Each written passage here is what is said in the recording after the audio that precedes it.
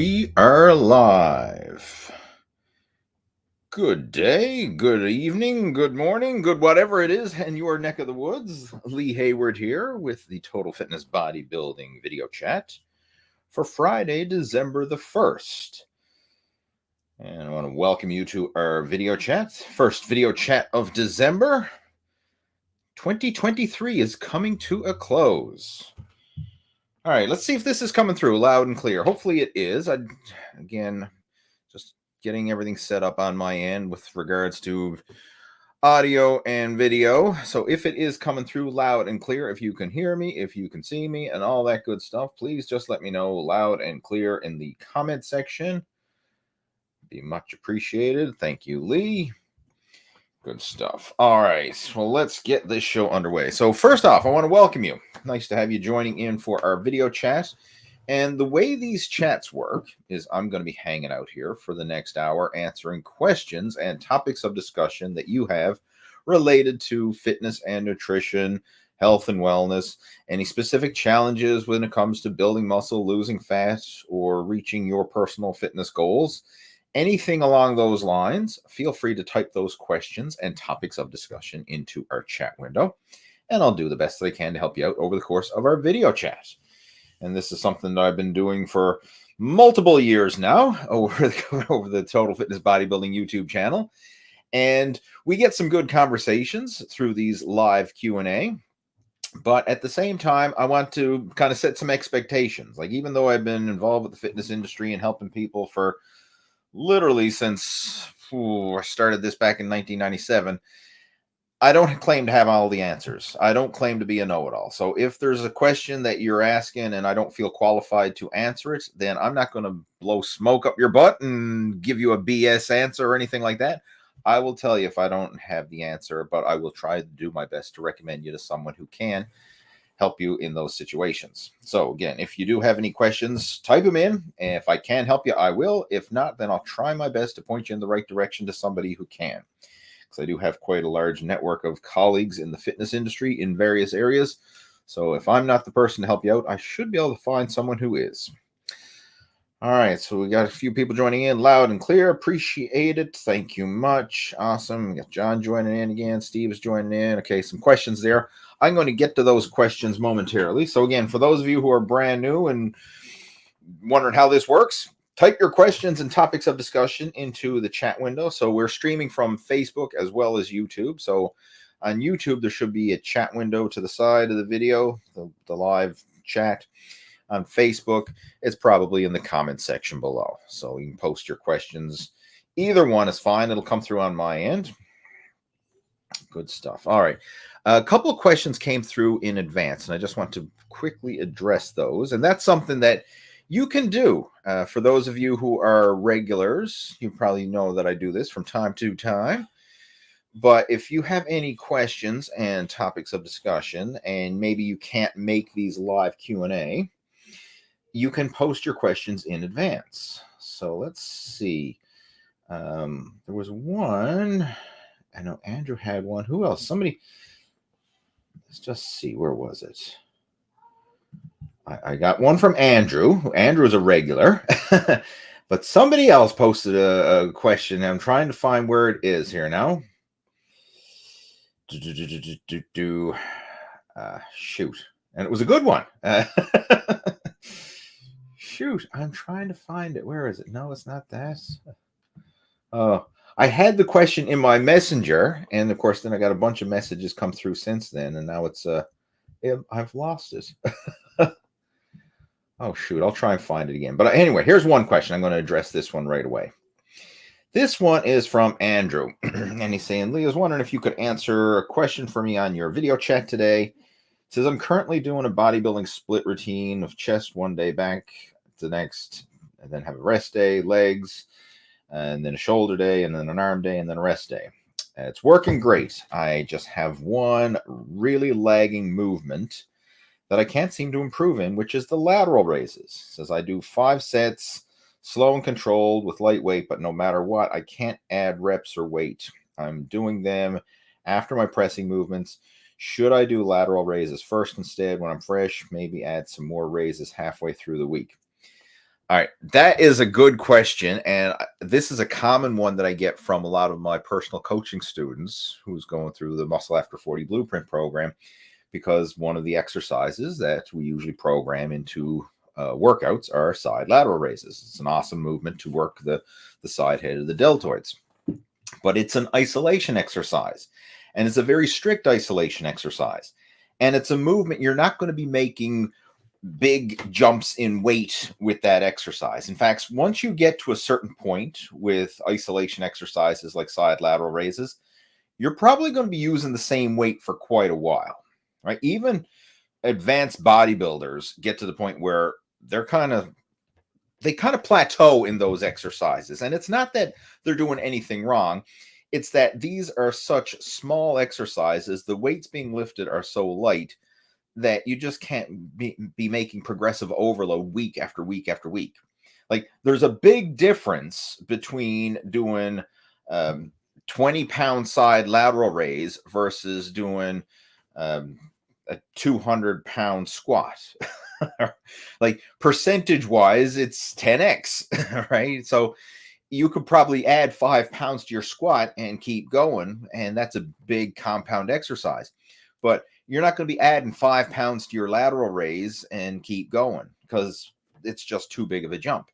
So with those exercises, you're going to get to the point where you find your working weight, and you're going to keep it there for quite a while. And then the only time you really need to increase the weight on those small isolation exercises is when it's to the point where that weight feels easy and you know you can do more. But it's not one that you're going to try and force yourself to get stronger with week after week after week. It's just not going to happen that way. And if you did, then what's going to end up happening is your form is going to go to crap. Like, you'll end up swinging or cheating or using partial movements. Like, if you use slow and controlled full range of motion, you're not adding weight every single week to a side lateral raise or other isolation exercises that are in that same category. These are exercises where you're going to kind of settle into a working weight, and you're going to keep that working weight. And the main goal of the exercise is focusing on feeling the muscles work, getting that time under tension, getting that contraction, feeling the muscles working and pumping. And if you want to make the exercise harder, like, you're getting to the point where the weight is getting a little easier, but it's not so easy that you can jump to the next heaviest set of dumbbells, because the increments in dumbbells is quite large.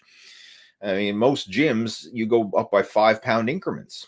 Now, that's in North America, where we use pounds. In other parts of the world, I really don't know. I haven't trained in a gym in other parts of the world. But when you're using kilos, I don't know. Do you go up by 1 kilo at a time? Do you go up by 2 kilos? I really don't know. I seriously, I don't know. I've never trained in a gym that had dumbbells in kilograms before. Right? Every gym that I've ever trained at, all the dumbbells are in pounds. So I'd be just curious, for those of you who are from Europe and other parts of the world that have your weights in kilograms, how do the dumbbells, what's the increments, right? Do they go up by 1 kilo or 2 kilos, or what's the from one set of dumbbells to the next? In North America, it's always 5 pounds, right? You got a 5-pound dumbbell, then you got a 10-pound, then you get a 15, then a 20, 25, blah, blah, blah, blah. Sometimes they may go up by 2.5, but that's kind of rare. Most gyms go up by 5-pound increments. And again, let's just say you're using a 15-pound dumbbell for your side lateral raises. To jump it to a 20-pound dumbbell, that's a massive jump, because it's not just 5 pounds total, it's 5 pounds per side. So you're literally going up by 10 pounds for such a small exercise. And that is a massive, massive jump in weight. So what I would recommend when you are using whatever working weight it is for you, and it's getting to the point where it's a little easier, you have a couple options. One is you can just try and squeeze out an extra repetition. That's fine, adding more reps. Another one is to slow down your cadence and to really focus on squeezing and holding that peak contraction, especially with the side lateral raise. So when you get your arms up to the side, purposely hold that peak contraction for an extra second at the top, and you really get a good burn and activate those side deltoids. So that's a great way to make the exercise more challenging, to get more muscle stimulation from it, but not necessarily having to increase the weight. But again, just want to let you know, Andrew, you're not doing anything wrong. That is totally normal for everyone. And kind of even put some real world numbers there. Like I know guys, advanced bodybuilders, like even IFBB pros, when they're doing lateral raises, like they're not using massive weights most of the time. Like every now and then you'll see someone heaving and swinging like 50-pound dumbbells or something. But most guys, they're using like 20s or 30s or something like that. Like even massive bodybuilders. Like I think there was somebody posted a video of The Rock, Dwayne Johnson, doing side lateral raises. And I think he was using like 20 pounds for his side lateral raises. And I mean, he's a big dude. He's a big, strong man. And he's using 20 pounds for side lateral raises.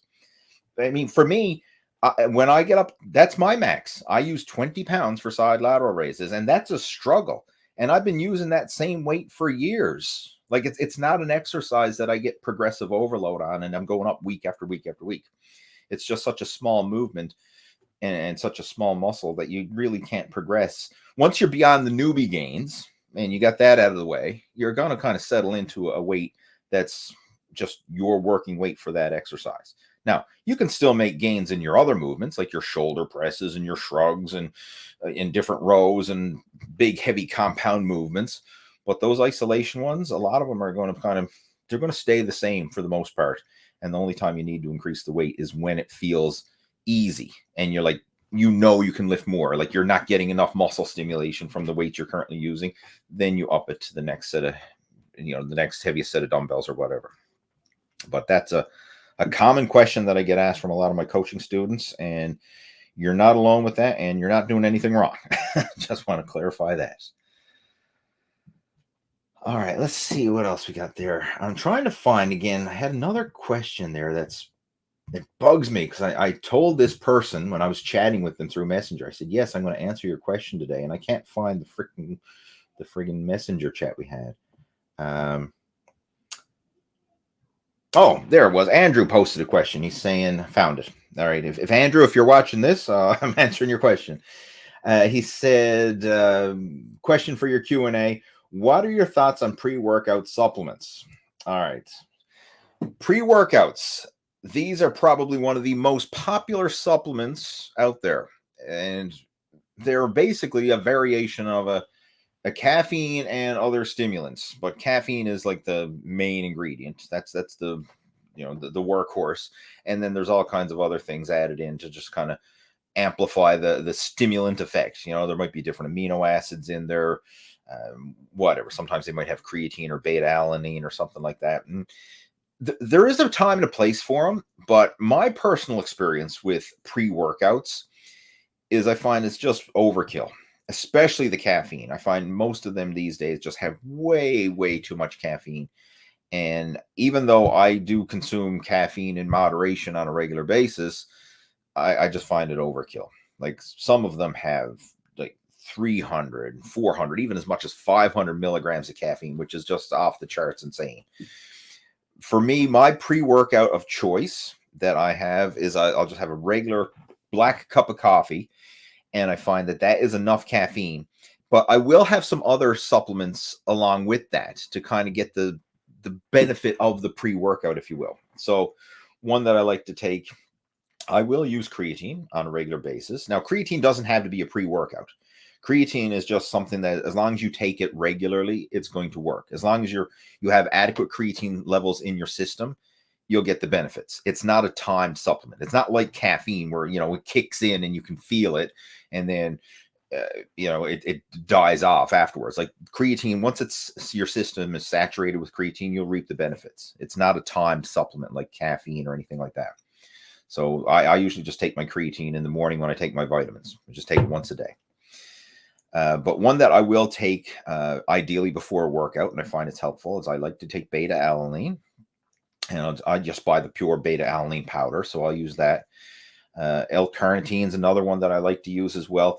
And I find that those two supplements help with improving your stamina and your cardiovascular endurance. So that's why I like to use them. And that will be like part of my pre-workout in a way, but I'll have like my coffee is right before the workout, but those supplements, the beta alanine and the creatine and the L-carnitine and stuff like that, I usually take that in the morning when I take my vitamins. And a lot of those ingredients are found in pre-workouts. So I'm still getting those same ingredients, but I'm just not taking it directly as a pre-workout, if that makes sense. Because again, a lot of them, they're not timed supplements. Like as long as you have adequate levels in your system, you can still reap the benefits from those supplements. But again, as far as the actual pre-workouts, like when you go to your local supplement store and you see, you know, whatever pre-workout, there's a gazillion of them on the market these days, right? But whatever, if you look at it, chances are it has extremely high amounts of caffeine, and I think it's just overkill. The few times that I have used them, very often I'd end up using like half a scoop. Like I couldn't even take a full serving because it was just too much. I'd be jittery, you know, if I had all that caffeine in me.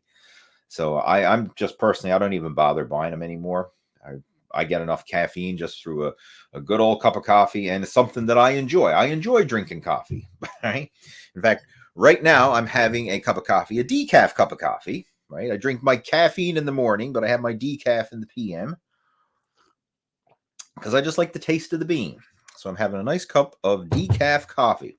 I'm decaffeinated and motivated right now.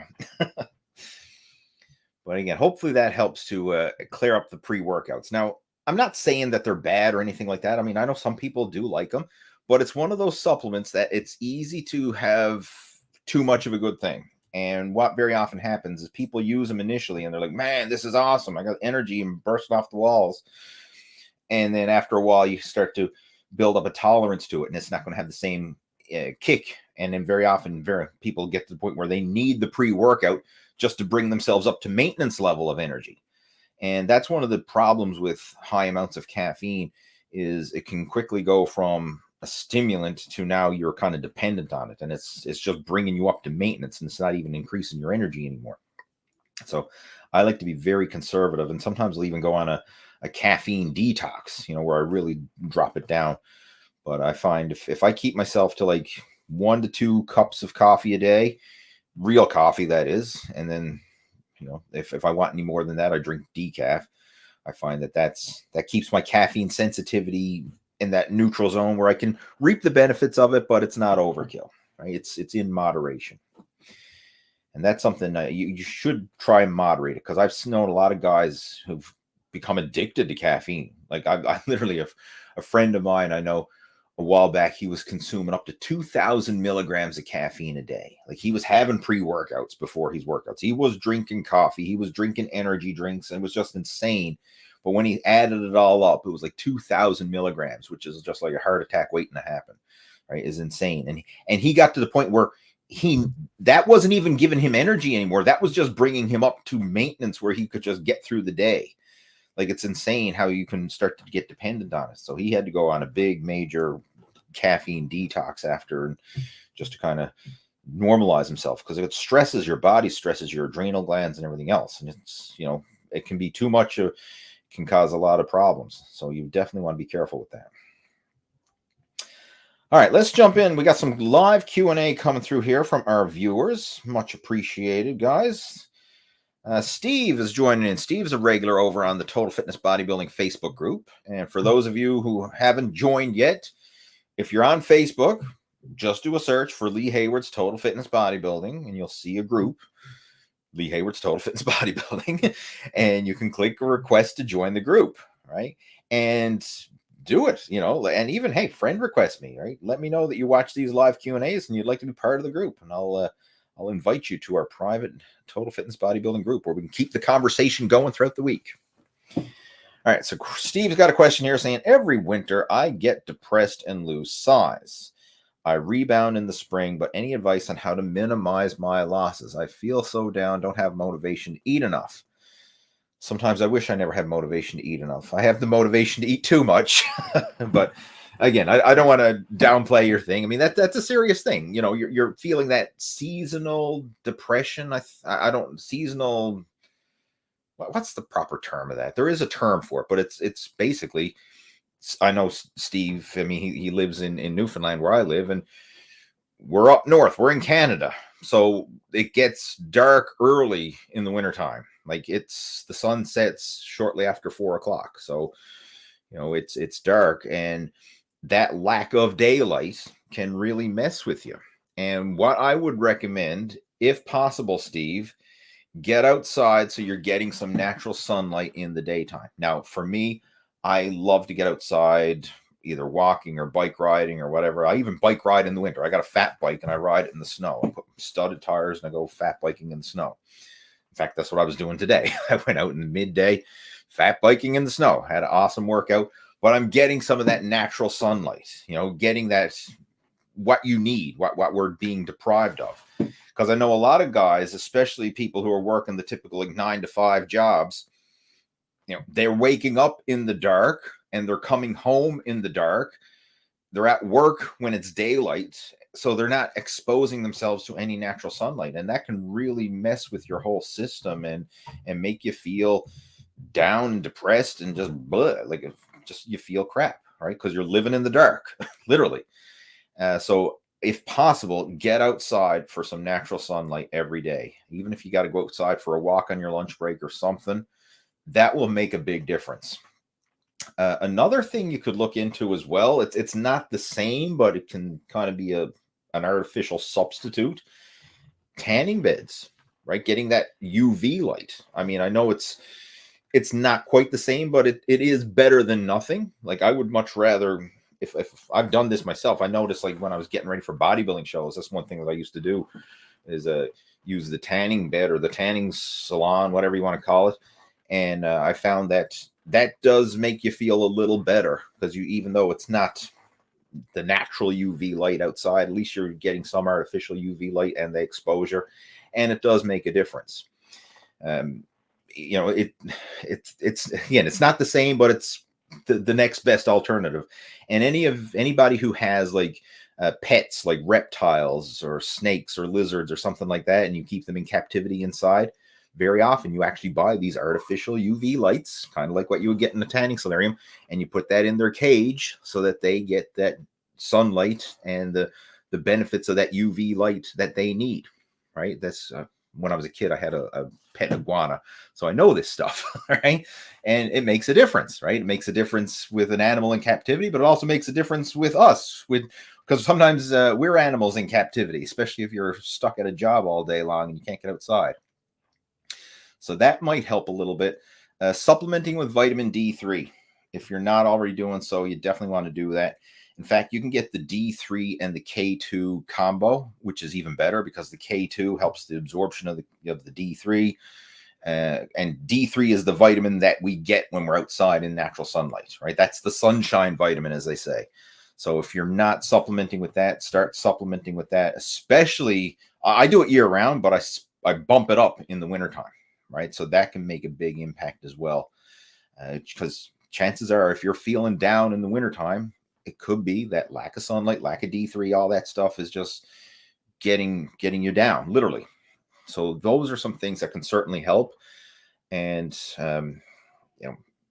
bottom line, I mean, I would try that. I think if you did all those strategies, that would probably make you feel a bit better. But even with the best of all that stuff, you're probably still going to feel a little bit blah, in the wintertime compared to in the summertime.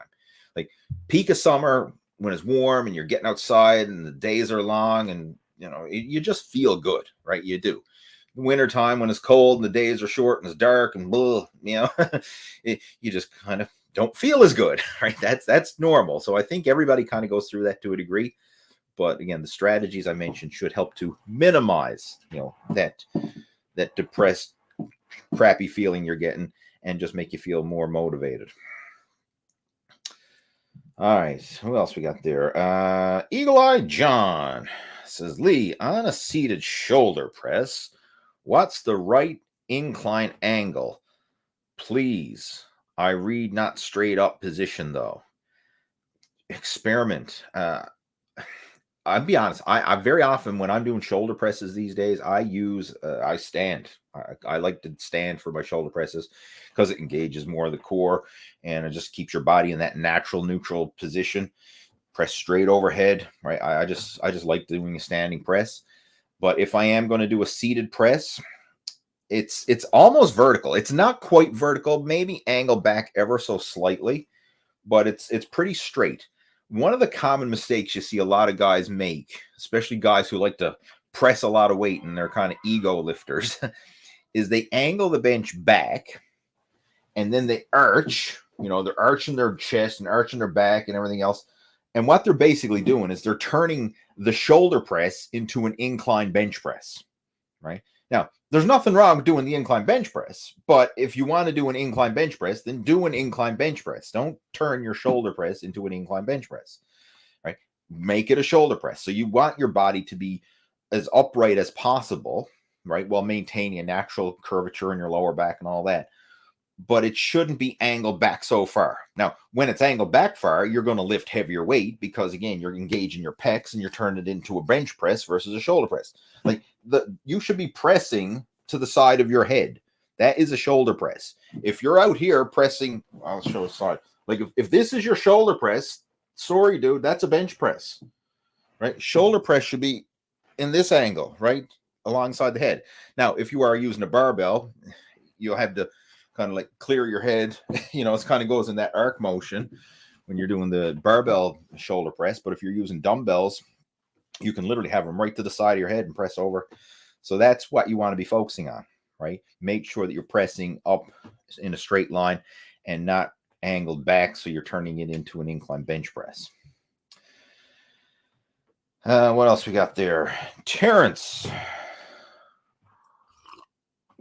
says, as we talked about at Omega, I up my protein to 1 gram per pound body weight, and weight is staying stable. Good stuff.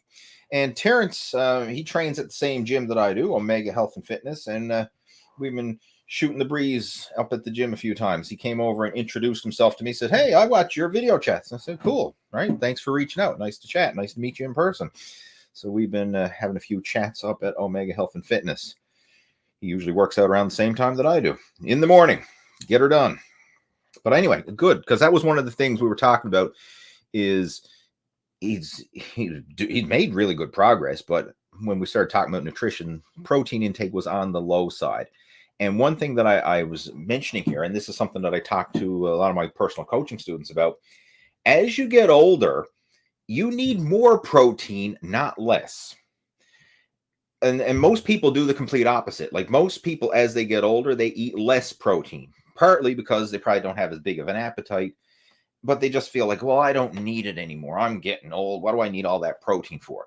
And then you hear of people having sarcopenia, which is age-related muscle loss, and then they get frail and they get weak and blah, blah, blah. Like, why do people do that? Part of it is lifestyle. Like, I mean, they're not as active and not actually placing stress and demands on their muscles. So if you don't use it, you lose it. But a lot of it is also the nutrition, right? They eat like crap. Like most old people, they're living on tea and biscuits and bread and like low nutrient dense, just filler food. Like my grandparents, they lived on tea and biscuits. Like they'd eat that all day long. Tea and biscuits, tea and bread, blah, blah, blah. And then they probably have one meal where they'd have a bit of like meat and potatoes was their dinner meal. But all the rest of the meal was just filler crap, low nutrient dense filler crap. And as far as protein intake is concerned, like there's no way they were even coming close to 100 grams of protein a day, right? Because the only bit of protein they get is a little bit of meat with their dinner meal, and then the trace amounts of protein that's found in your slice of bread or your biscuits or whatever. So most older people are not getting enough protein. Now, I'm not saying Terrence is old, but we're all getting older is what I'm getting at. But you need to have more protein. And part of the reason for this is as you get older, your metabolism isn't as efficient. You're not producing as much digestive enzymes. Your body isn't as efficient as it was when it was younger. And it actually takes more nutrients for you to absorb it and get the same nutritional benefit. So you need more protein to get the same nutritional benefit as a younger person who's eating less. So a good goal to shoot for most people, assuming you're in your ideal body weight range or at least close to it, 1 gram of protein per pound of body weight should be your minimum. And if you're overweight and trying to lose weight, then 1 gram of protein per pound of your ideal body weight should be your target. In fact, you can use that as your benchmark. 1 gram of protein per pound of ideal body weight, whatever your goal is. So if your goal is to gain, 1 gram of protein per pound of whatever your goal weight is. So let's say you're 180 pounds, but you'd like to eventually get up to 200 pounds. 200 pounds, 200 grams of protein. If you're overweight and you're trying to lose, and let's just say you're 250 pounds and you want to be 220 pounds. Well, then 220 pounds is your target weight. Shoot for 220 grams of protein, like a gram of protein per pound of ideal body weight. And this is more important for older people than it is for younger. Now, you can still consume that, if you're younger in your 20s and 30s or whatever. But once you get in your 40s, 50s, and 60s and beyond, this becomes even more important because your body needs that protein, right? It needs it in order to build and maintain muscle tissue, improve your health and your metabolism. And again, we're not as efficient at utilizing nutrients, so you actually need to make sure you got more of those nutrients in your system so that you can get the nutritional value from it. Right? We need more, not less. All right, moving on. We have TS says, I'm going to the gym. Your live streams keep me going. Good for you. Much respect for that, and much appreciated for sharing your comments. Thank you. And have yourself a good workout. Jason is joining in. Welcome. Jason's a regular over on the Facebook page. I appreciate Jason. He offers a lot of support over on our group and comments to my videos and reels. So there's hardly a day goes by myself and Jason are not chatting in the comments somewhere. So again, much respect. Okay, TS saying, does overhead presses work the side delts enough to grow it? Yes, the overhead press is going to work all the major muscles of your shoulders, including the side delts. So yeah, you can certainly grow your side delts with overhead presses. Does it mean that that's the only exercise you should do? No, you can certainly include more exercises, but it's a darn good one. And as far as enough, that depends on where you're at, what stage of your training. I mean, if someone is just brand new to the gym and starting out, then simply doing one overhead pressing exercise is probably going to be enough at this stage of the game. But if you're more advanced and you've been training for several years, then you'll probably want to incorporate more exercises to get more complete development. So generally speaking, if we want to get a good shoulder workout, you want to do an overhead press, whether it's a barbell, dumbbell machine, some sort of overhead press. And then you want to do some sort of isolation work for all three heads of the delts. So side laterals or some exercise for the medial head, the side head of the delts.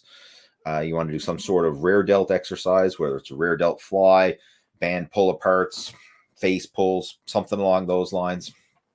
And ideally, it'd be nice to throw in some work for the front delts. But this is kind of a 6 of one, half a dozen of the other, because the front delts very often get a lot of stimulation from chest and well as overhead press. And when you're doing tricep work, you're getting a lot of front delts. So you don't need to prioritize the front delts as much, but there's certainly no harm in throwing in some front raises or plate raises or something like that.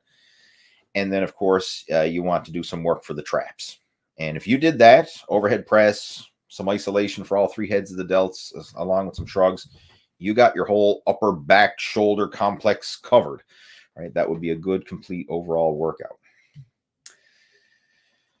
All right, we have Robert joining in. Welcome, Robert. We have Talentless Medic. What's your opinion? Circuit-based training, 10 exercises, 3 to 4 sets in total. So 10 exercises for 3 to 4 sets. So we're saying 30 to 40 sets. That's a fairly high volume workout if you're doing 30 to 40 sets in a session. As far as my opinion, well, my opinion's not really what's important here. It depends on the individual doing it. That's what's important. 30 to 40 sets in a workout for an advanced trainee, someone who has a high work capacity, that may be a very efficient workout. For someone who's just getting started, 30 to 40 sets is overkill. That could be sending them into overtraining very quickly, overtraining, injury, and burnout. So it really depends on the individual who's doing it, their current fitness level, what it is they're training for, etc. Right? There's a lot of variables that could be addressed and broken down.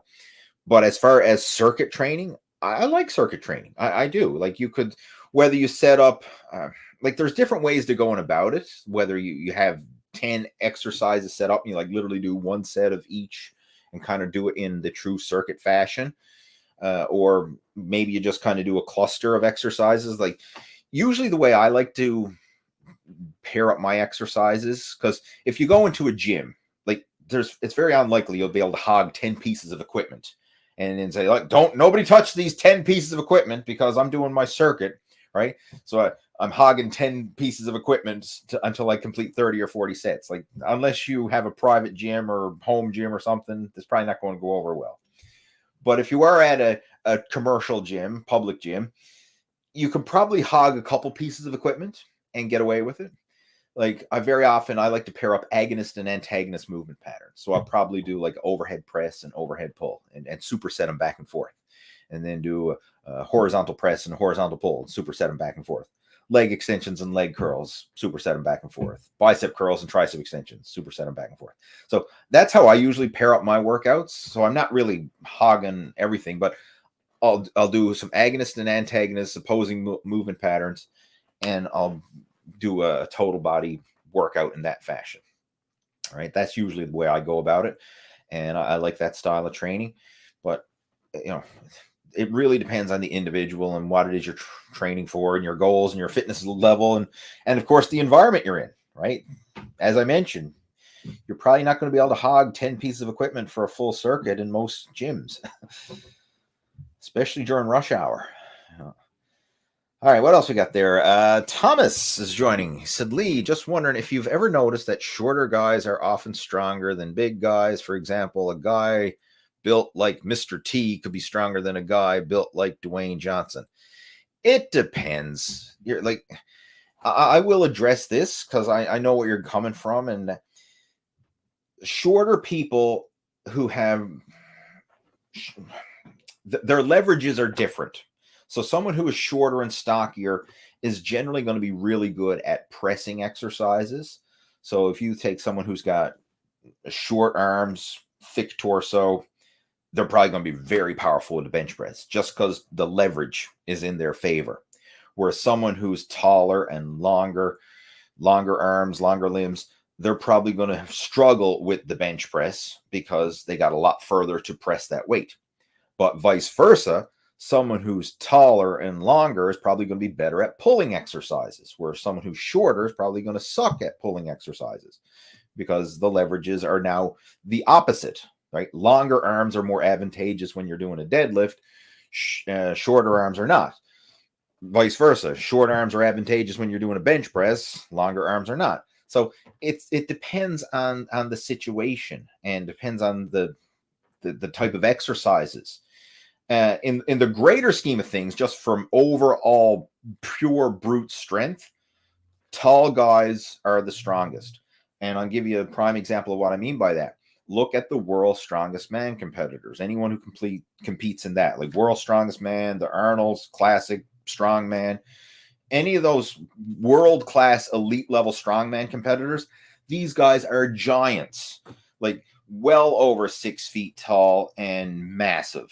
So they're tall and they're big, right? I remember when back at the Arnold Classic several years back, I met what's his name? Oh shit! I'm brain farting here now. Anyway, world's strongest. Oh, gentle God, I gotta look it up. This is driving me nuts. Just give me a second, guys.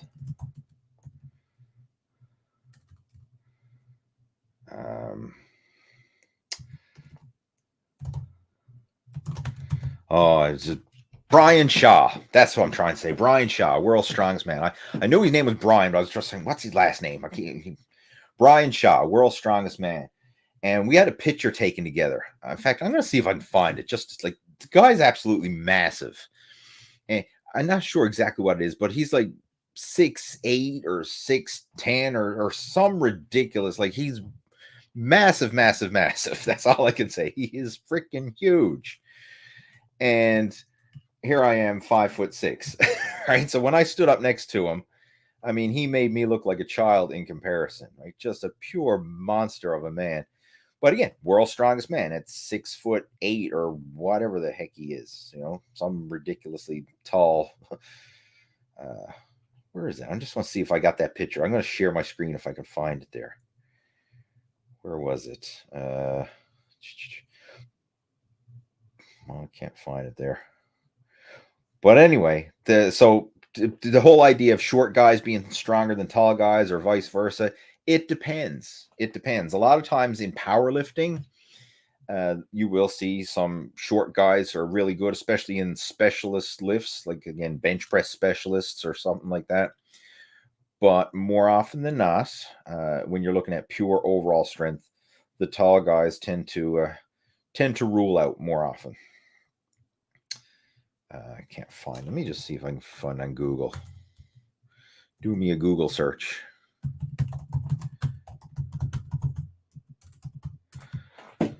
Images. No, I can't find it. Frig it. If I find it, I'll post it up on the Facebook group. But anyway, I just wanted to share that because, just puts things in perspective. All right, let's move on. I don't want to waste any more time. I know we got a lot of questions and I can't afford to be wasting time. Moses is joining in. Hello, Lee. My goal is to gain more size and endurance in my workouts. I got recommended creatine intake. I regularly drink water. What would you recommend as a beginner or one-timer on creatine? Or one-timer? First timer, I guess he means by that.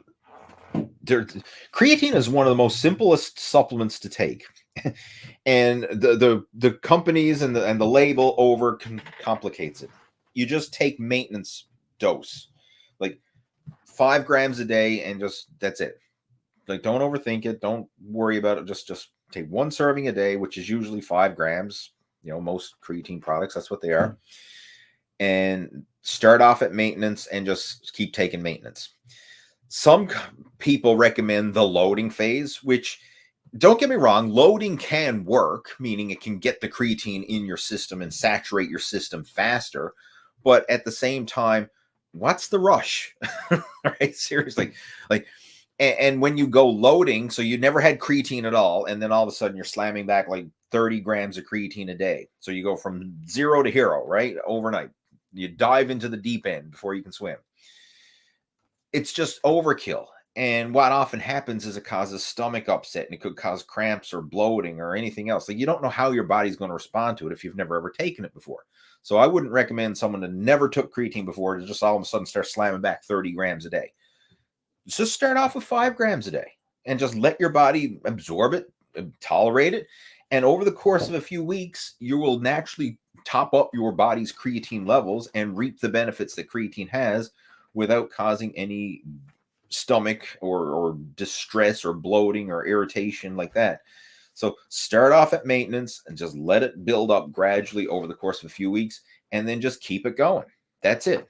You don't need to overthink it. So 5 grams a day and just keep it at 5 grams a day. That's it. I mean, for me, I take my creatine in the morning when I take my vitamins.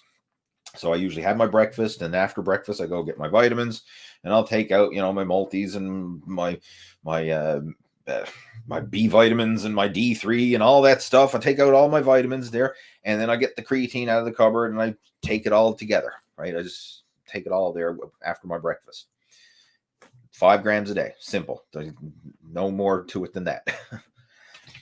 And as far as like all this, like you say, you regularly drink water, which is good. I hope you drink water. Everybody should drink water, and just keep yourself hydrated, right? Like, when it comes to creatine, it's going to pull water and nutrients into the muscle cells. So some people say you should be drinking more water when you're on creatine, but the way I look at it, you should be drinking enough water regardless if you're on creatine or not.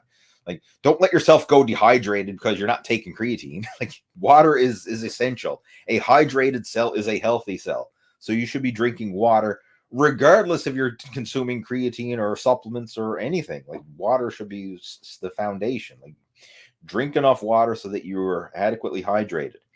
And of course, that should mean not letting yourself get thirsty, staying ahead of that thirst curve, because by the time you're thirsty, you're already dehydrated. But staying ahead of that thirst curve, always having some water with you. And then another one that's helpful as well is every time you go to the loo to take a pee, look at the color of your pee. If it's clear or light yellow, you're probably doing good. If it's dark yellow, you're dehydrated. So I always use that as my check and balance. Like, I always try to make sure that I'm staying adequately hydrated. I carry water bottles with me everywhere. Like there's water bottles in my car when I go driving in the car. I carry water bottle with me when I go to the gym. When I go for a bike ride, I got a water bottle with me. Everywhere I go, I got a water bottle with me. So I'm always staying ahead of the thirst curve with my water bottles. But then when I go have a leak, I look at the color of the pee, and that's my check and balance, right? If it's light yellow or clear, I know I'm good. If it's a little dark yellow, that's not a good sign. That's my cue. I need to drink more water, be more conscious of it. And that should apply regardless of whatever supplements you're taking. All right. Let's see what John says. I train at home in 1 kilogram, 1 kilogram. Mine go up there are pounds into kilograms online. You can figure it out. Okay, that was the question I asked earlier about the increments of dumbbells. So his dumbbells actually go up by 1 kilogram, which is pretty darn good because that's a 2.2 pound increment, which is really good. I wish we had such a small increment with our dumbbells at the gym, right? Be interesting to know. Like for those of you who do train in, your weights are in kilos. I'm just curious, like how big of an increment do your dumbbells go up? Are they literally 1 pound increments? If so, that's awesome because 1 pound or not 1 pound, 1 kilogram increments, because that's a small increment. For us, when you're using pounds, they go up by 5 pound increments, which is a little more than 2 kilos. And that's a big jump. That's a big jump, especially for small isolation exercises. But that was pretty cool. Thanks for sharing that, John. All right.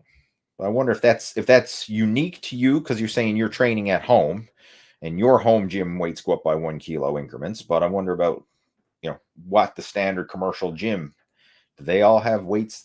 Because you would need a big freaking dumbbell rack if they all go up by 1 kilogram increments, right? Like, if you go, I don't know what they start at, but like if you have a 1 kilo weight and then a 50 kilo weight, right? You got a rack of literally 50 sets of dumbbells there just work up to the weight. I mean, that's a lot of weights. I wonder if all commercial gyms have that. We got Richard joining in. Richard is a member of our Muscle After 40 program. Welcome. Glad to have you joining in. Richard has made some amazing progress as well. Like he has lost well over 100 pounds in his fitness and fat loss journey.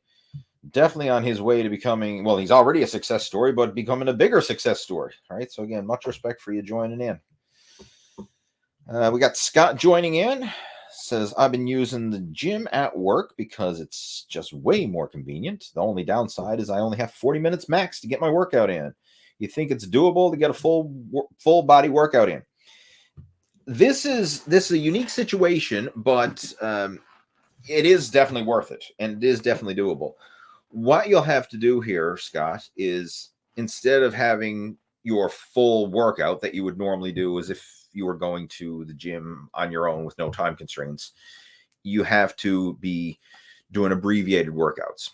All right, you got 40 minutes max. So reality, you probably got set it up so that you're trying to get your workout done within 30 minutes, right? Like that's basically what you're planning. You're planning to do 30 minutes. And then if you go a little over than that, then that hits your 40-minute max. I actually had one of my coaching students in a very similar situation. And this was a mental block that he had. And we helped him work through it because he was like, okay, we got a gym at work, but I can only use it on my lunch break. And, I also got to eat my lunch on my lunch break and fit in a workout. So he had a half an hour to work out. And he was like, what's the point? Half hour. Like I can't get a workout done in a half hour. So what did he do? He did nothing, right? He overcomplicated it. And instead of looking at the opportunity, he looked at all the disadvantages, and bottom line, he didn't take advantage of it. So we helped him to reframe that and plant the seed that, you know what? You have an amazing opportunity right here. You have a free gym at your work. We're going to use this. You have the time at your work. We're going to use this. But instead of having like your regular workout that's going to take you an hour plus that you would normally do, we're going to do little mini workouts. We're just going to literally break the workouts in half. So you're getting it all done within a 30-minute window. But instead of having like every other day or whatever, 3 days a week, we're going to take advantage of it. So if you're at work 5 days a week, we're going to take advantage. We're going to work out 5 days in a row with these little half-hour workouts. And then over the course of the week, you'll still get the same total volume. You'll still get the same total exercises done, but you're just spacing it out over little mini half-hour workouts. And this is a great way to be very efficient because you're getting it all done within your workday. You don't have to make a separate trip to the gym afterwards. You know, when you're finished work for the day, then you can go home and be present with your family instead of packing the gym bag and going off again for another couple hours. This is an amazing opportunity, and it's good that you're taking advantage of it. The only thing is you have to shorten those workouts to what is doable within a 30-minute time frame, and you're going to literally work out every day, like, you know, 5 days a week or whatever it is. When I say every day, I mean every day that you're at work, you're going to take advantage of it.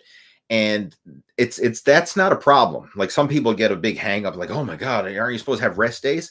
Well, if your workouts are so short, like if you're doing little mini 30-minute workouts and you're breaking it up, you can still make it work, because it's the total volume of the week is what we need to factor in. Like, if you did 3 1-hour workouts, or you did 5 30-minute workouts, in fact, the 5 30-minute workouts is technically less. So even though, yeah, you did 5 days in a row, the total time is less than if you did every other day for an hour. So you got to look at the total volume that's done. And even though you're going to be doing it every work day, the total volume for the week is still very manageable, and take advantage of that. So yeah, it is certainly doable. You just got to get creative and plan it out and see, like, what can you realistically do with your exercises and your workouts, because not all exercises are equal. Like, if I'm going to do squats or deadlifts, that's going to take a lot more time than if I'm doing leg extensions and lat pull downs. Right? Because I don't need as much rest between sets for leg extensions and lat pull downs. It's so much easier to set up the machines and the weights, because, well, with the leg extension, all I got to do is put a pin in the weight stack. Same with the lat pull down, put a pin in the weight stack. But if you're doing deadlifts, okay, you got to get the barbell, you got to load it, you know, and same with the squat, you got to get to the squat rack or the power rack and load the plates. And it's even though it's the same, you're still doing an exercise, it takes a lot longer to do those type of exercises versus if you're doing others. So you got to factor that in and see, like, what can you realistically squeeze into your 30-minute window? Like, maybe you're going to do one big compound exercise and a couple isolation exercises, and boom, that's your 30 minutes. All right? You know, however you structure it out, but it is certainly doable. You just got to get creative and be very good at managing your time. But if you do that, that's a win-win situation all around, because you'll get your work done, you get your workout done, and then when the day is done, the work day is done, then you can be home and present with your family, which is awesome. All right, baby boomer fitness. Are essential amino acids worth the money? It depends. I think they are, and they are for people who can utilize them, but it depends on the situation. And I actually wrote a blog post that I'm going to share with you that goes into way more detail versus me just trying to rehash it all here. I want you to read that blog post. Second, amino acids. It's called Amino Acid Supplements, Are They a Waste of Money? And it's over on leehayward.com. I'm going to type the link into our chat window here. Just give me a moment. I'm just going to say, call it can't even type here. Amino Acid blog post there. Even though the title of the post pretty self-explanatory, but once it posts, you know what I'm talking about. So that should be posted up there in the comments. Check that out, and that explains it answers your question in detail. First off, it explains, you know, amino acids, what they are, and all that stuff. But it also gives you the analogy of when they are not worth it, because for the average person, you don't as long as you're consuming enough protein, and you're probably okay. But for a highly trained athlete or someone who's pushing the limits, then that's when amino acids can play a role. And the analogy I use in that blog post is I use the analogy of a race car versus your daily driver car. Like, if you put high octane race fuel into your regular daily driver, it's not going to help you get through rush hour traffic any faster. But if you put high octane race fuel into a high performance race car, it will help you get around the racetrack faster. So what's your situation? Are you just trying to get home from work in rush hour traffic? You know, you're just putting along and you're not maxing the performance of your body? Or are you a high performance machine and you are pushing the limits and you want to get the maximum performance, right? It depends. So it's, again, we could use that same analogy. We could say like, hey, is high octane race fuel worth the money? If you're a race car driver and you have a race car, absolutely. Right? If you've got a little, clunker that you're just used to get back and forth to work, and you don't exceed the speed limit on the highway, and you never drive it to red line, then no, probably not. Right? High octane race fuel ain't going to make you get through rush hour traffic any faster. So it depends. And the same applies with high performance nutrition, such as amino acids, right? In some cases, yeah, absolutely, it's worth the money. In other cases, no, it'd be a waste of money, right? You putting high octane race fuel into your daily driver would be a waste of money. Just a regular old fuel you get at the pump, the regular octane is totally fine.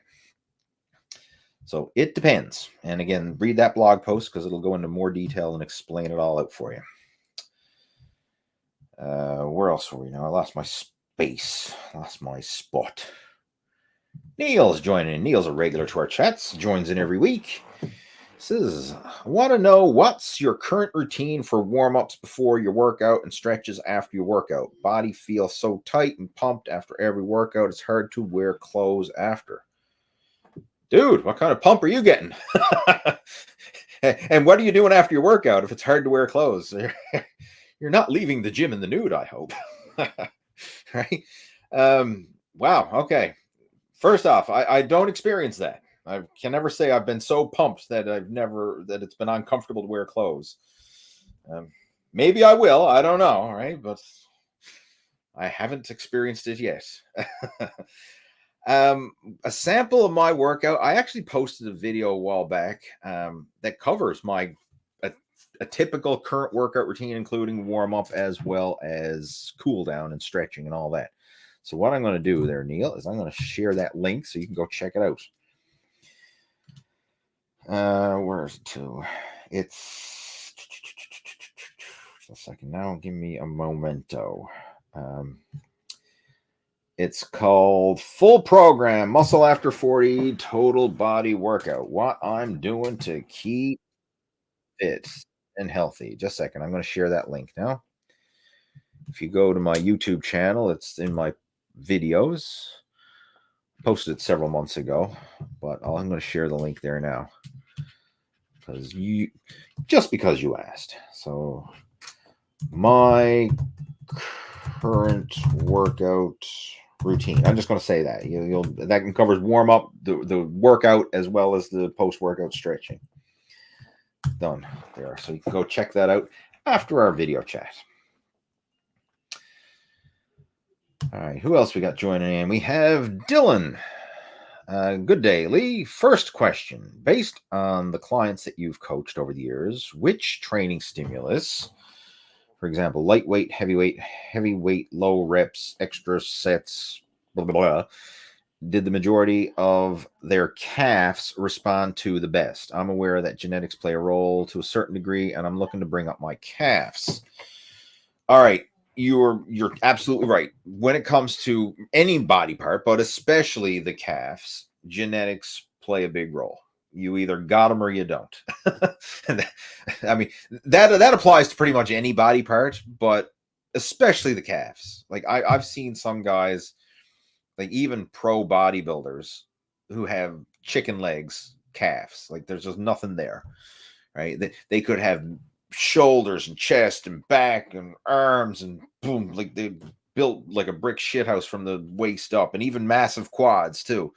But then from the knees down, it's just like little they're like the chickens, right? There's just nothing there, right?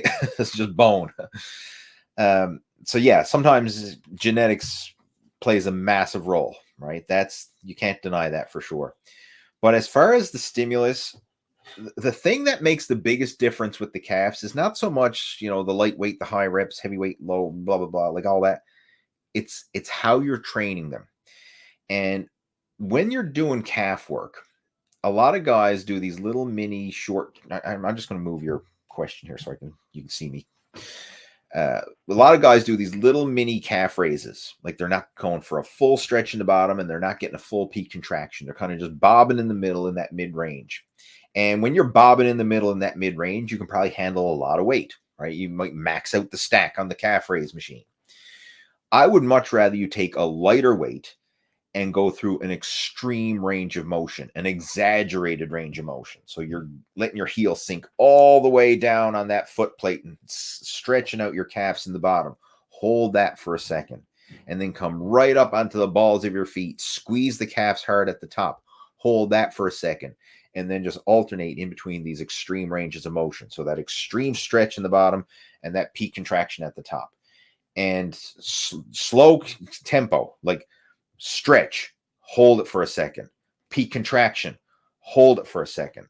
Fully stretch, hold it for a second. Like none of this bouncing, like pumping at reps, boom, boom, boom, boom, boom.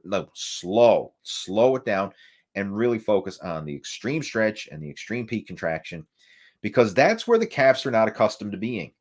Like when you take a walk, when you climb a flight of stairs, when you move, when you ride a bicycle, when you do anything, your calves are always doing these little mini mid-range calf raises.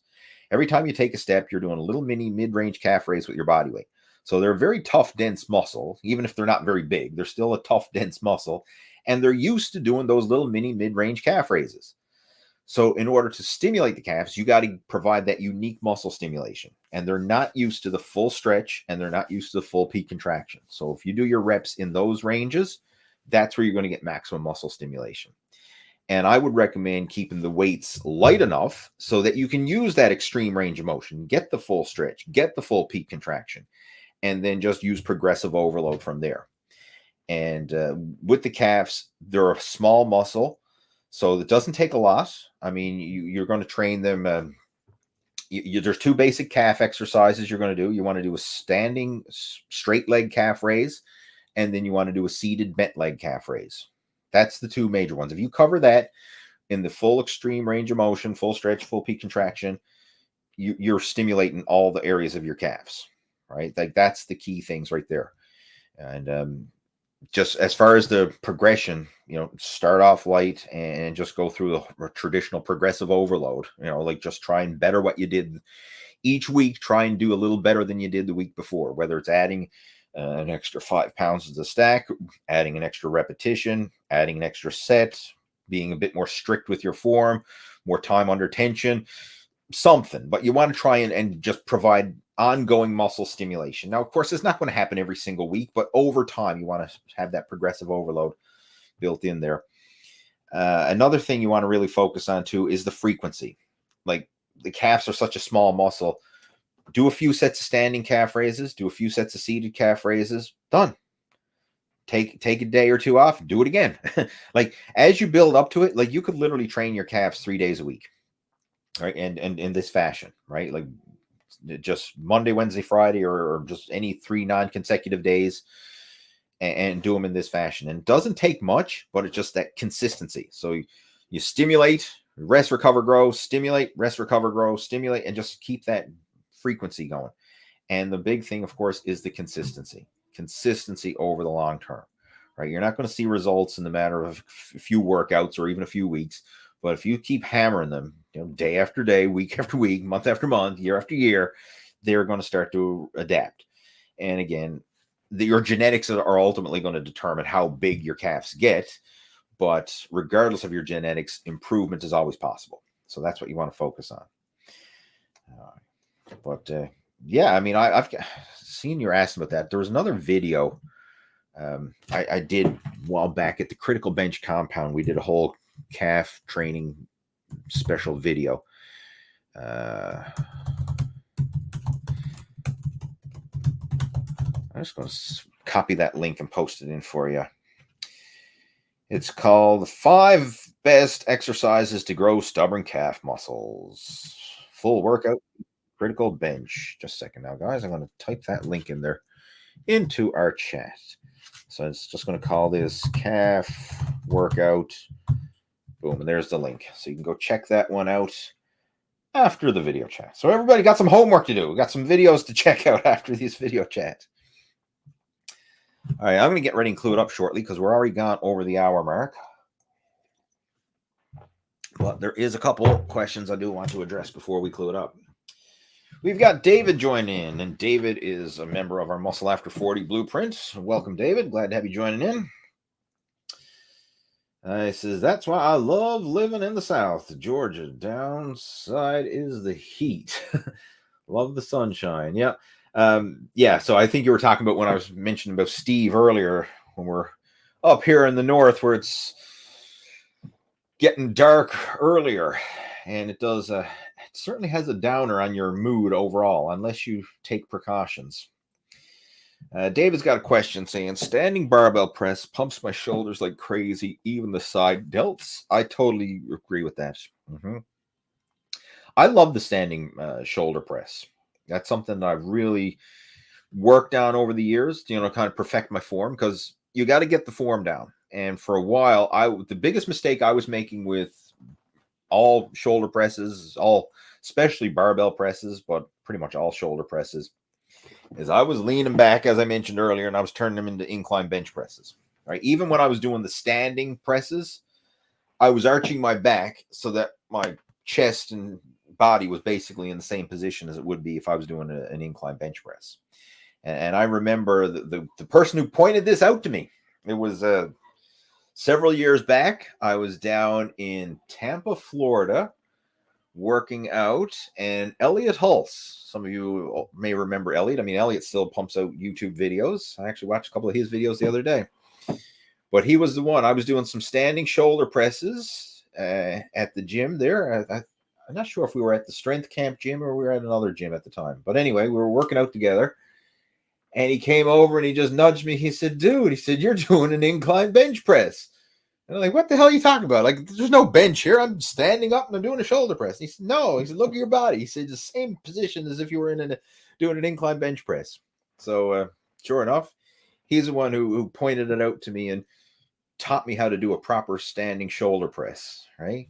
Because, I was guilty of trying to just lift heavier weight. And of course, when you arch back, you can lift heavier weight because you're lifting with your pecs, not with your delts. So if you do the upright posture and you press overhead, yeah, you'll get a crazy pump in the shoulders, especially, all heads of the shoulders, right? You'll feel the entire shoulder complex come into play. Tyrone's joining in. What are your thoughts on exercising on an empty stomach? Are there benefits? That's a loaded question. Like, we could do a whole video chat on that alone. It depends. This is my famous answer.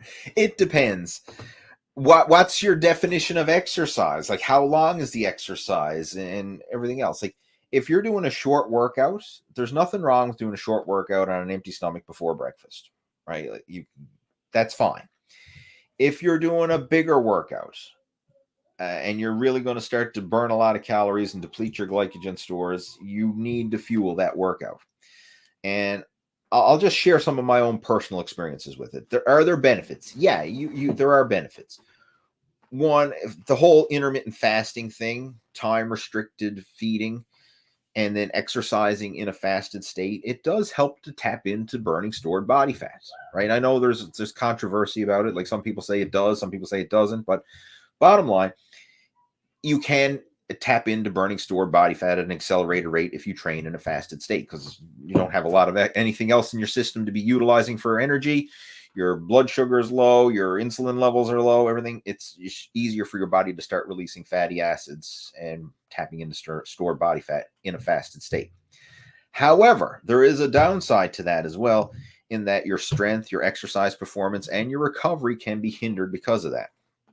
So what is it you're training for?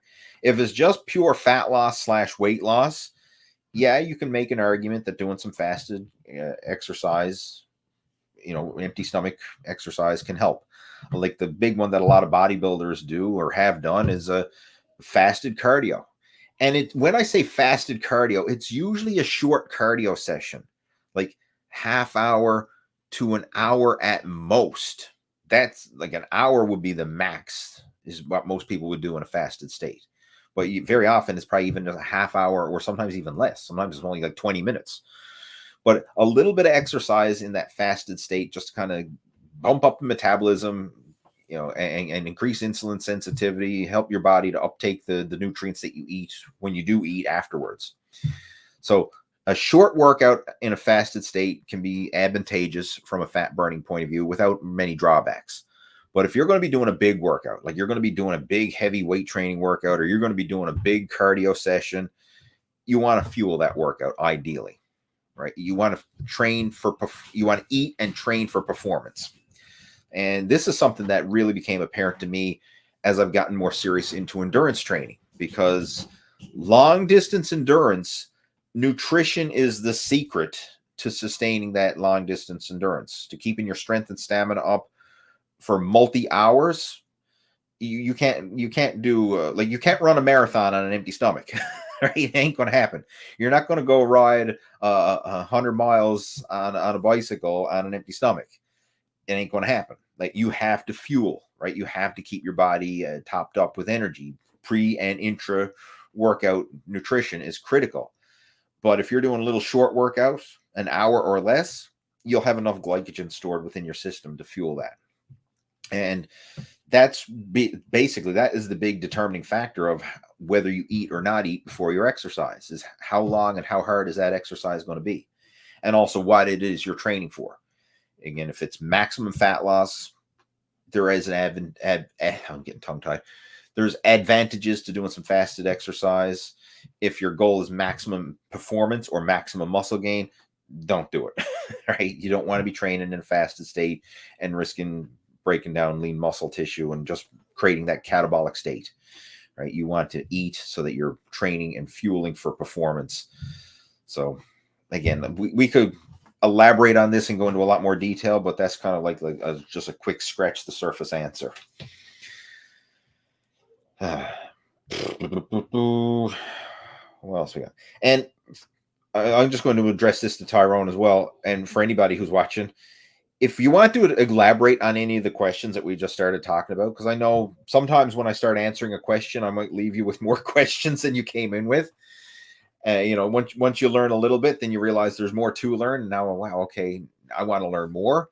Feel free to reach out to me, right? If you want to elaborate and kind of have a discussion about any of this, reach out to me, right? My contact information is down below in the description. You can message me over on Facebook, or you can drop me an email, and I'd be more than happy to have a chat with you. And, we can discuss this stuff in more detail. Or if you want to map out a realistic action plan as far as training, nutrition, and all that, we can discuss that as well.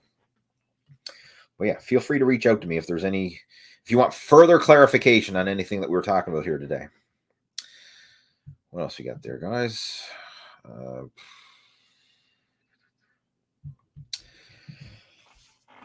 Frosty, Frost iffy. Anyway, I was doing chin-ups. I was 5 in my bot. I was doing chin-ups. I was 5 in, and my biceps were not tired at all. But during my 6th, I had really bad headache on the sides of my head, and it's been an hour, and it still has been throbbing. Help. All right, there's probably an exertion headache. I actually have made a video talking about exertion headaches a while back, which I can refer you to. But sometimes that happens. Like, you exert yourself and you get these weird exertion headaches. And there's numerous reasons why it could be. It could be from low blood sugar. It just could be just from literally the exertion and the stress, blood pressure issues. A lot of times it could be your hydration, your electrolytes. It could be breathing. Like, if you're not breathing properly, getting enough oxygen, that could be a root cause of a headache. It could be nerve impingements. Like, there's so many things that could potentially be the issue for a headache. Usually it's going to go away on its own. Like, most of the time, like, you should be okay. Like, okay, you said it's been an hour and it's still throbbing. I mean, it should go away. Like by tomorrow, you should be fine, generally speaking. But if this is something that persists, like if in doubt, get it checked out. That's what I always tell people, right? Because you don't know. This could be an underlying cause of something more serious. Now, again, chances are it's not. Like I don't want to freak anybody out and think, oh my God, I got a headache, I'm going to die. Like no, headaches are part of life. Like a lot of people get headaches for numerous reasons, from stress and crap and whatever, poor diet and blah, blah, blah. Like who knows the reasons for headaches, right? Sometimes people say, I'm listening to you, you're giving me a headache, right? There's a lot of reasons for headaches. So I'm not trying to put fear into you, but just take that, take it into consideration. All right. If this is something that happens routinely, you get these exertion headaches, then you might want to go get it checked out. Or if for some reason this headache doesn't go away anytime soon, go get it checked out, just to make sure. But usually these exertion headaches, they happen from time to time, and they usually go away on their own. But there are some precautions that you can take to help minimize them. And I'm going to share a video that I made going into detail about exertion headaches. So you can go check that out. Where is it to? Exertion headaches. So we are. So I'm just going to type that into our comments section down there, and you can go check that out. Froztifi. I think I'm pronouncing your name right.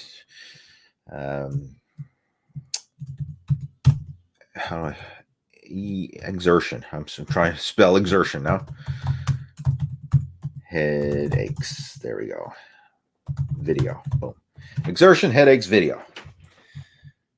All right. Done. Couple more questions there. I'm going to clue it up. Richard's saying, Lee, you're stating protein gram per body weight. Is that what you are now or what you're working for? I don't think I can eat 250 grams a day. Oh, I mentioned 1 gram of protein per pound of your ideal body weight. So whatever it is that you're shooting for. So I know in Richard's case, like you're currently 250 pounds, but you don't want to be 250 pounds. You want to be, say, 200 pounds. So eat 1 gram of protein per pound of your ideal body weight, your target. So in your case, that would be around 200 grams of protein per day, which is still a lot. Like that's still, that you're not going to hit that by accident, right? You have to purposely plan your meals. And very often you'll probably have to supplement to hit that 200 grams of protein per day. But I'm telling you, if you do, you will notice the benefits, not only from muscle and recovery and just feeling better overall, that will go a long way. But the more protein you eat, the more satiated and full you're going to be. So then there's less likely for you to be overeating not so good foods, the extra processed foods or junk foods, or and empty calorie foods like extra carbohydrates and just extra fats and stuff like that. When you fill your body up with protein, it's going to be very filling and very satiating. So it's going to help to stabilize your appetite. And the way you do it is always prioritize protein. So when you sit down to a meal, always plan out your protein portions first. Get that in you first. So then even if you do get full, like let's just say you're sitting down and I got chicken and I got some vegetables and I got some potatoes. I'd make sure I'd eat mostly probably chicken and vegetables first, get that in me. And then if I still got room afterwards, then I'll eat the potatoes. But if I eat the chicken and the vegetables and like, man, I'm full, like then that's fine. Then I won't eat the potatoes. At least I got the chicken and the vegetables in. I got the high nutrient, the protein and the veggies. I got that in me.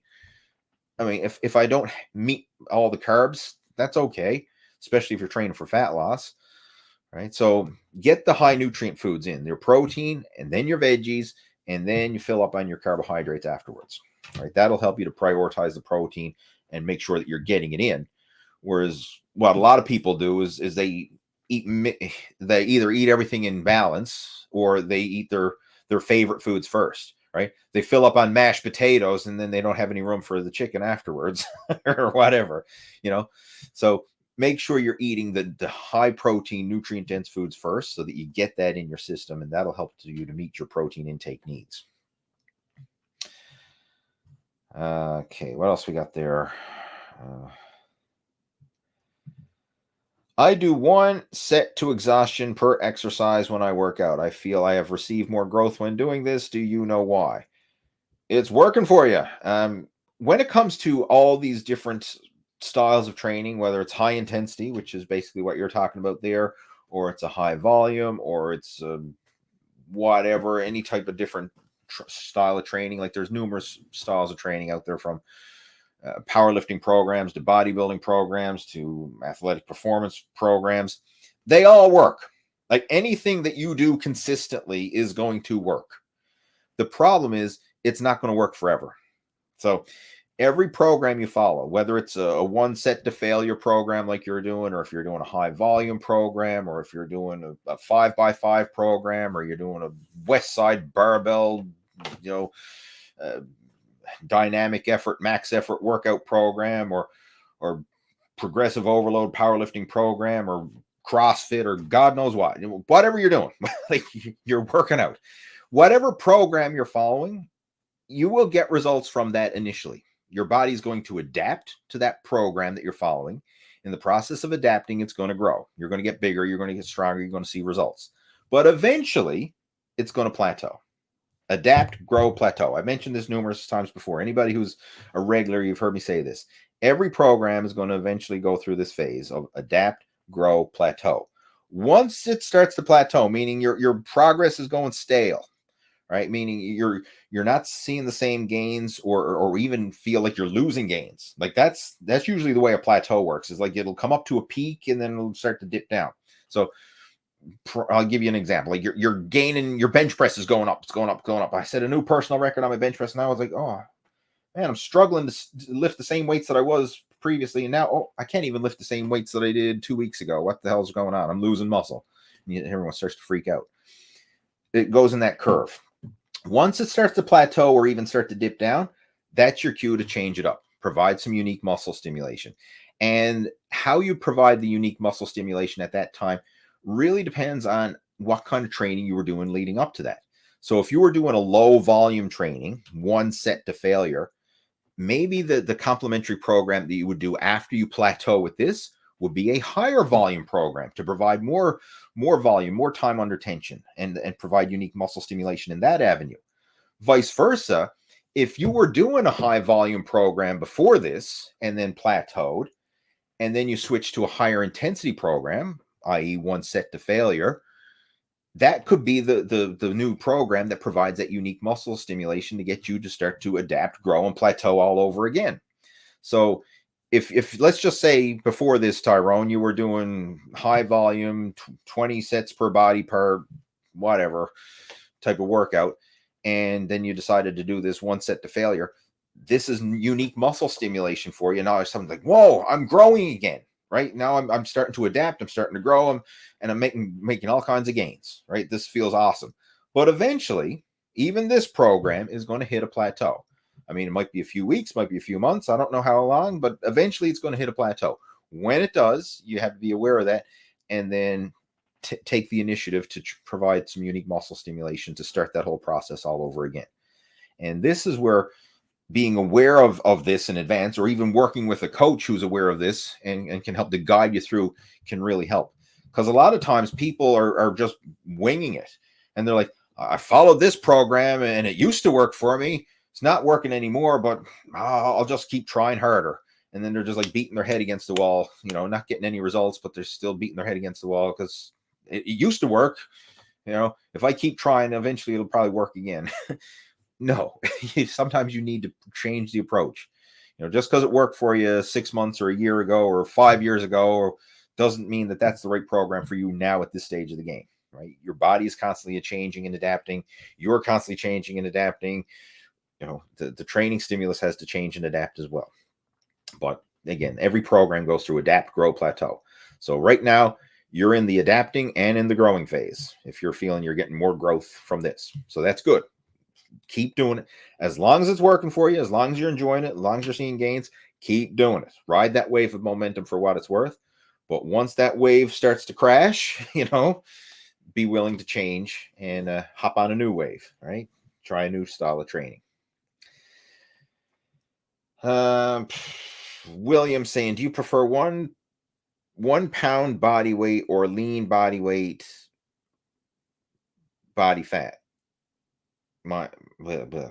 I know what you're asking here. You're asking, like, do I prefer 1 gram of protein per pound of body weight or 1 gram of protein per pound of lean body weight? Shoot for 1 gram of protein per pound of your ideal body weight or your goal body weight or the weight that you want to weigh body weight. So if you want to weigh 200 pounds, you eat 200 grams of protein.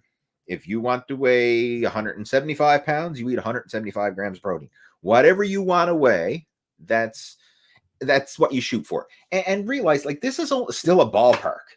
It's still a guesstimate at best, but it's a target to shoot for. Because even if you were strictly counting your macros and weighing and measuring and tracking and MyFitnessPaling and all that, you could still be way off with your numbers. Like, food labels are legally allowed to be off by 20%. And most people's skills in measuring and calculating food is not the best. Like, they think they're really good at it, but most people are not really good at it. Like, the average person can be off by 50% or more. Even trained nutritionists and dietitians are usually off by upwards of 20%. Like, that's the fact. Like, this has been tested. You know, they've taken dietitians and nutritionists and have them, okay, track your calories, track your macros, and write it all down. And then when they actually calculate what you actually ate and what you thought you ate, very often there could be 15-20% margin of error. So it's a guesstimate, but it's a guesstimate. This is what you should shoot for. So shoot for 1 gram of protein per pound of your ideal body weight per day.